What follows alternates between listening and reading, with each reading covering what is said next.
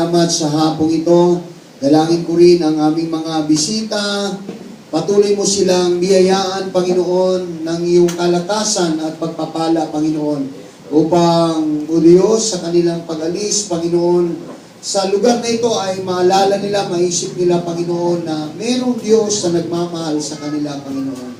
Salamat po at sa mga salita mo ngayon ay amin po, Panginoon, pakikinggan, pag-aaralan upang kami ay patuloy na maging matibay, magiging matatag, Panginoon, sa amin pong mga paglilingkod sa iyo, Ama. Salamat po at kasihan mo nawa ito. Let the power of your anointing, O God, be upon us, O Lord. Hallelujah. Kaya salamat po, Ama. Salamat sa biyayang ito. Salamat sa kalakasan. In the name of Jesus Christ. Amen. Amen. Amen. Hallelujah. Hallelujah. Praise the name of the Lord. Hallelujah. Sa hindi pagtatagal, mga kapatid, buksan po natin ang ating mga Bible. Sa 1 Thessalonians chapter 2. 1 Thessalonians chapter 2, verse 1. Sa wikang Tagalog po, mga kapatid. Kaya nga nalalaman ninyo rin, mga kapatid, na ang aming pagkapasok sa inyo ay hindi nawalan ng kabuluhan. Kundi palibhas ay nagsipagbata kami ng una at inalipusta, gaya ng inyong nalalaman sa Filipos. Ay nagkaroon kami ng kalakasan ng loob dahil sa ating Diyos upang salitain sa inyo ang ebanghelyo ng Diyos sa gitna ng maraming kaligaligan. Sapagkat ang aming inaaral ay hindi sa kamalian, ni sa karumihan, ni sa pagdaraya, kundi kung paanong kami na minarapat ng Diyos upang pagkatiwalaan kami ng ebanghelyo, ay gayon namin sinasalita, hindi gaya ng nagbibigay lugod sa mga tao, kundi sa Diyos na sumusubok ng aming mga puso. Sapagkat hindi kami nasumpungang nagsisigamit kailanman ng mga salitang paimbabaw, gaya ng nalalaman ninyo, ni nang balabal man ng kasakiman, saksi ang Diyos.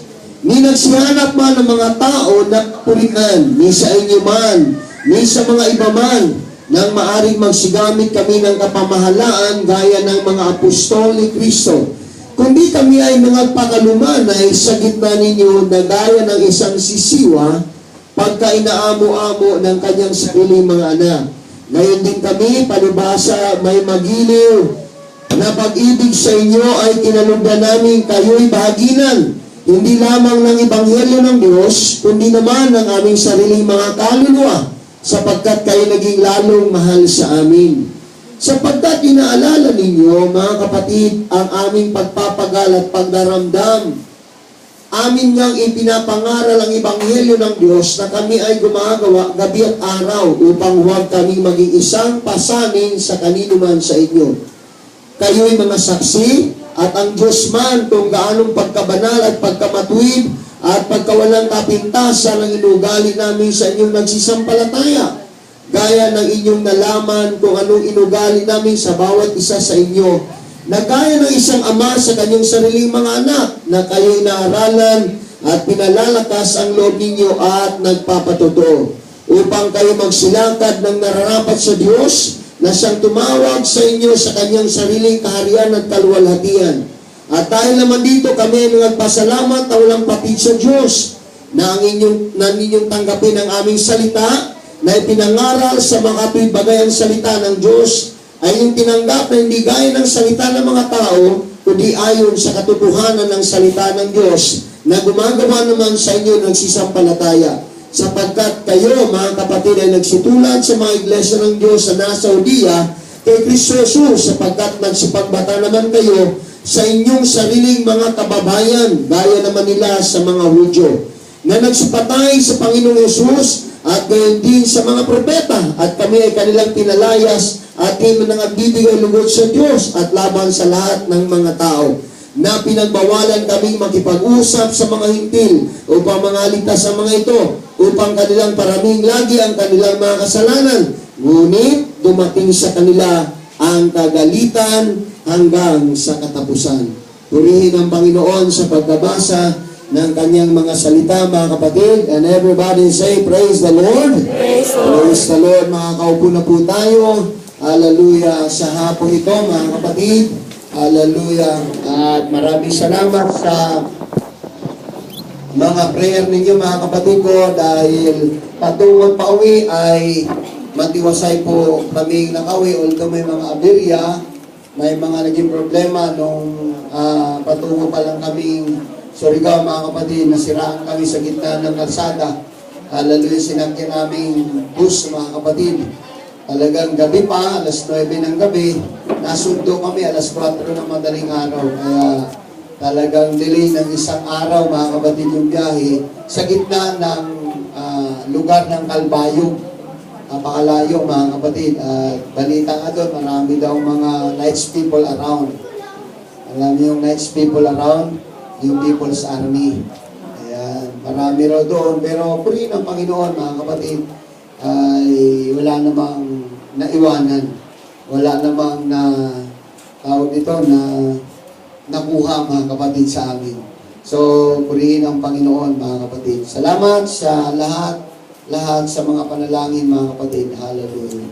Talagang napakahaba ng biyahe, mga kapatid. 3 araw. Hallelujah. Kaya grabe ang pagbaba, mga kapatid ko, sa bus. Para ako matandang hugluban, sakit ng bewang ko, hindi ako makatayo. Sa tindi, mga kapatid ko, ng layo ng biyahe, mga kapatid. Pero all things work together for good, mga kapatid. Everybody say amen? Amen. Hallelujah. Kaya salamat sa Panginoon at muli nagkasama-sama tayo, mga kapatid. Hallelujah. So pag uwi ko naman, galing Davao, nag-aeroplano na ako, mga kapatid, hindi ko na kaya magbiyahe. Hallelujah. So yun namang nasa ibabaw naman, sabi ko, langit na to. Sarap palang sumakay sa aeroplano. Talaga. Second time pa lang naman, mga kapatid. Hindi naman tayo mahilig lumipad-lupad kasi kung saan-saan pupunta. Hallelujah. So, purihin ang Panginoon, mga kapatid. Sa hapong ito, ang tema po, a model for ministry and life. Ulitin ko po, para malinaw, a model for ministry and life. Hallelujah. Yan po, mga kapatid. Sabi ni Apostle Pablo, we are not trying to please men, but God who tests our hearts. Hindi po daw tayo nagbibigay ng kaluguran sa mga tao, kundi sa Diyos, mga kapatid. Yun po yung importante. Hallelujah.